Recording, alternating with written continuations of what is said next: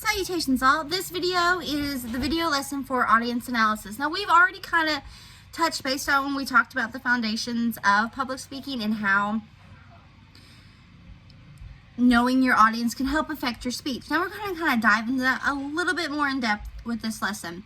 But before we actually talk about audience, let's talk about the physical location and the properties that come with a locale for your speech or your presentation.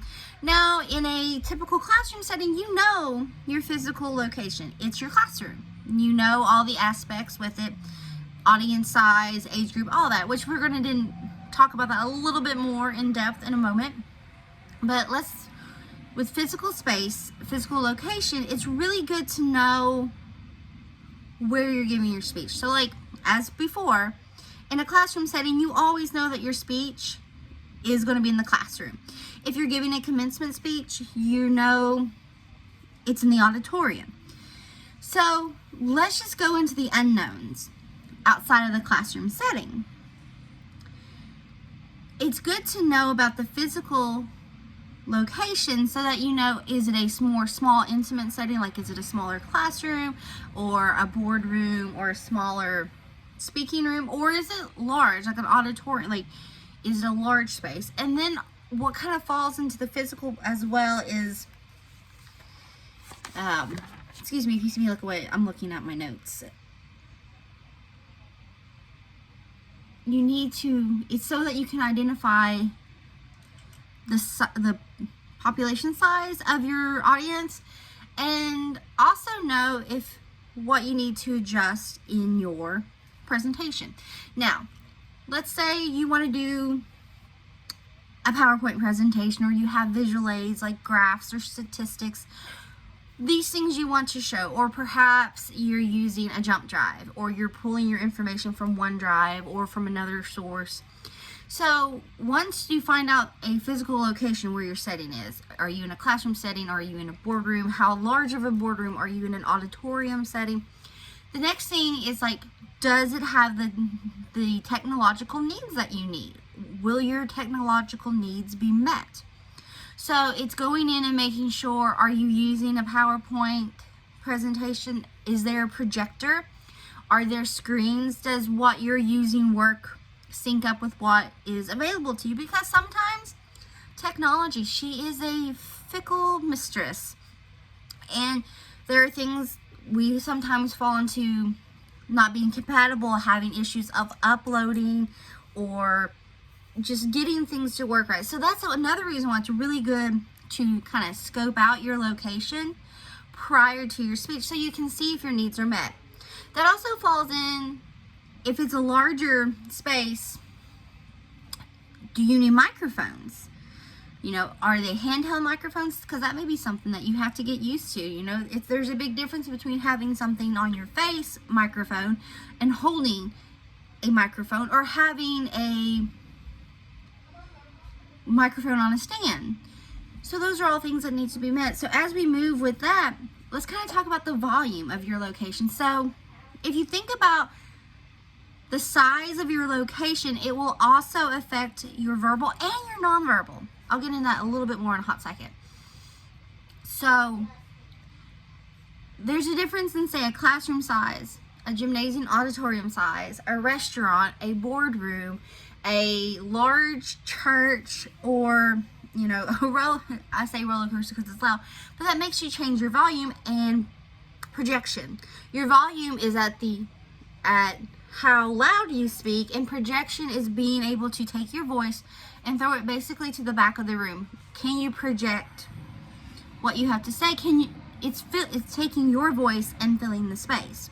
So you have to adjust for that. But if you remember, in the communication process, we discussed noise as an interference in our process of through channels, from encoder to decoder, message and receiver. And noise is both external and internal. And right now, I'm just going to talk about the external noise. So say you're having a business meeting, or perhaps your extracurricular group, or you're having a work meeting, or your sports team are all meeting up at a restaurant.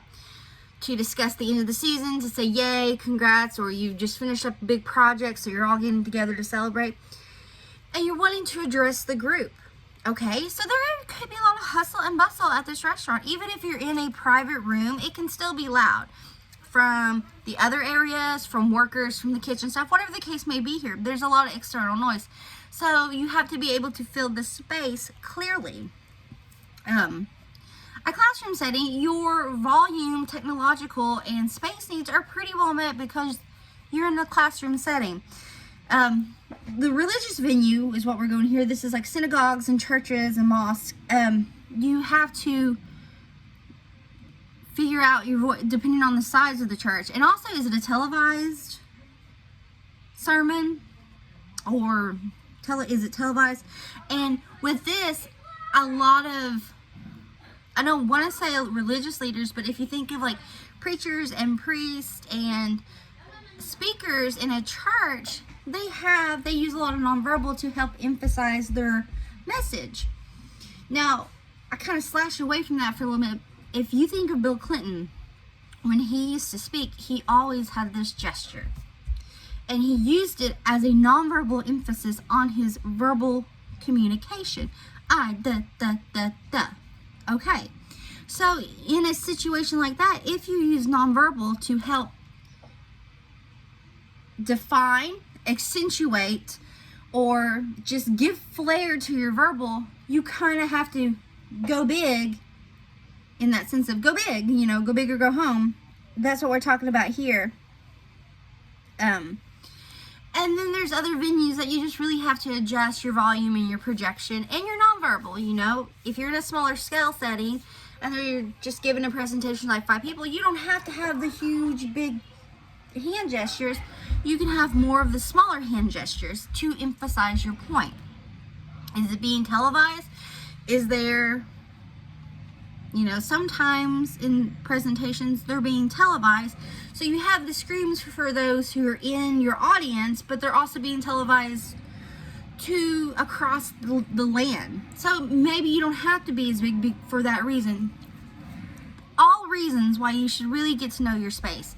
Now, there's talk about audience size.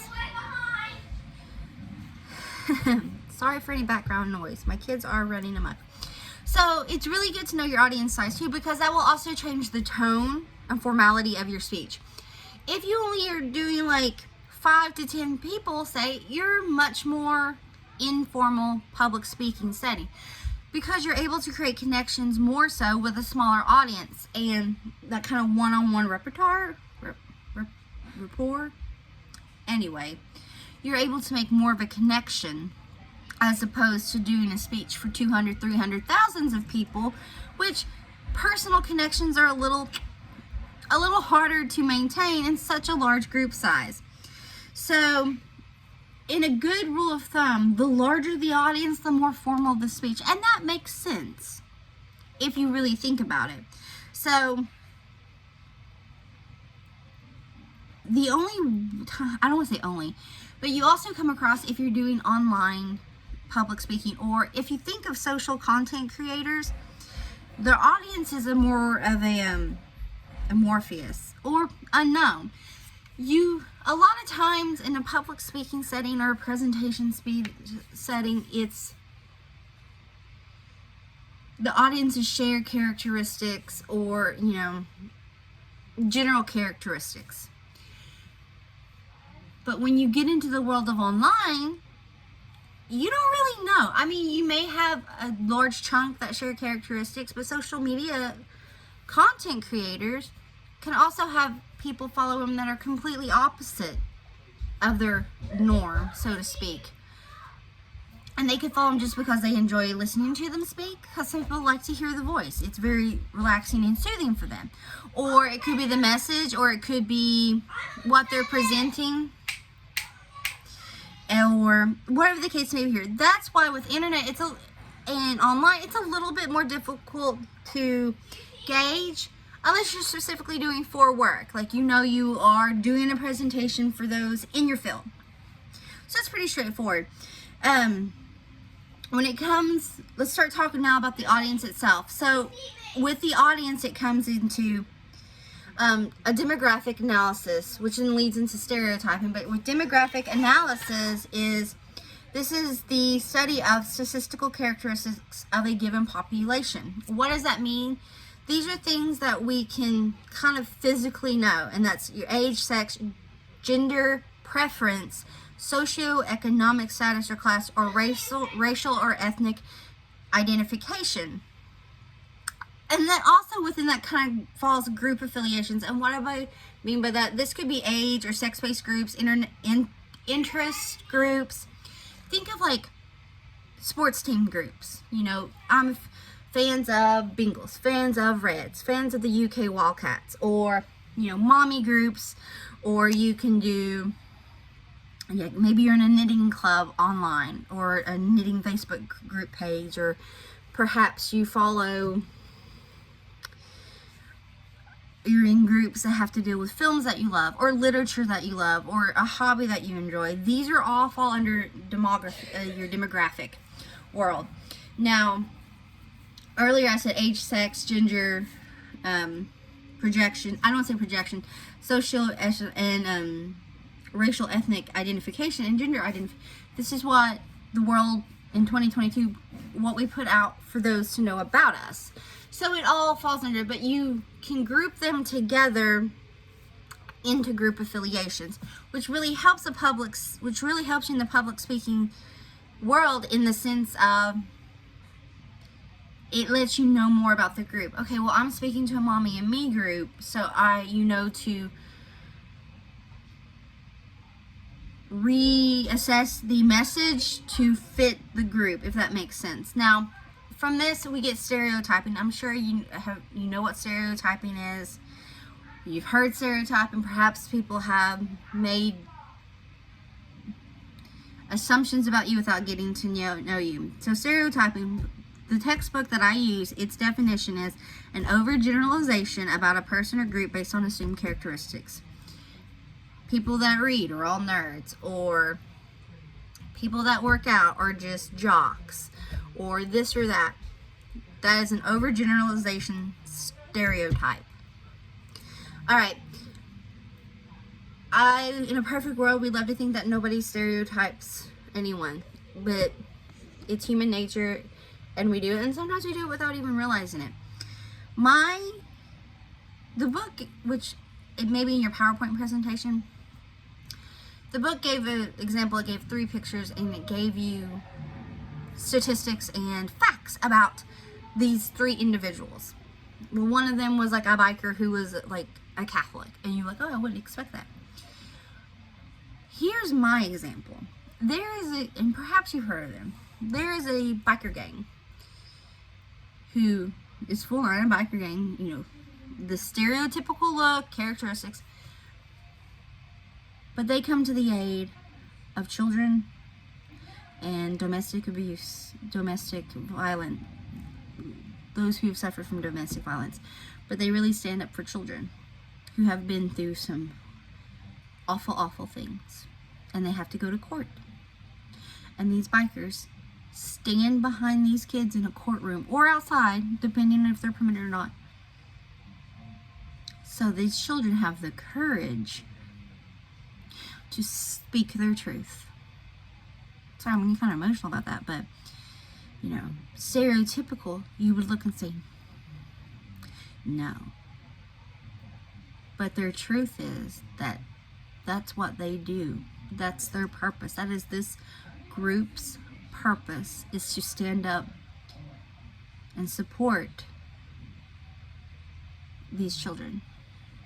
To be it's not their voice, these kids, it's to help them have the courage to speak their truth and have their voice. I'm going to move from this subject because thinking about it gets me emotional, but it kind of lets you know, though, you know, demographic is when you are talking about populations and whatnot, and sometimes that leads us to stereotypes. On a different side note, one would hope and think the key note here is never judge a book by its cover. And I wish that was true in the world, but we do it sometimes without even realizing it. So when it comes to public speaking, try not to judge your group by its cover. Now, as we break down even more so with audience analysis, we talked about age. Age plays an important role in the fact that how you present a speech or talk to a group changes. You wouldn't talk to a group of elementary school children the same way you would talk to teenagers, or you would talk to those young adults, or you would talk to those in their 40s, or talk to those in their 80s. Your choice of words, language, and delivery style all are adjusted to accommodate your audience based off age. It may be the same message, but you have to switch it up. There's language that certain folks aren't going to get, and or because of their standing in the world, you're going to change it up. Aristotle, again, we've talked about him, argued the understanding of age of one's audience is tremendously beneficial to the speaker, which is very true. And if you have a mixed audience of tweens and preteens and teenagers, it's how are you going to grasp and get their attention? We will adjust how we speak to different age groups based off of their age group alone. What's relevant to a 5-year-old is not relevant to a 15 or 25, 45, 55, or 95-year-old. So it comes pretty straightforward. It's breaking it down and knowing the age and where they are in the world.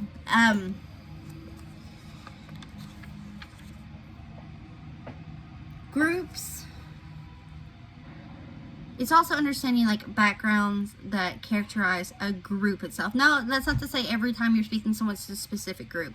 Now, when I talk about this, what I mean is a extremely Republican conservative may have issues speaking and relating to a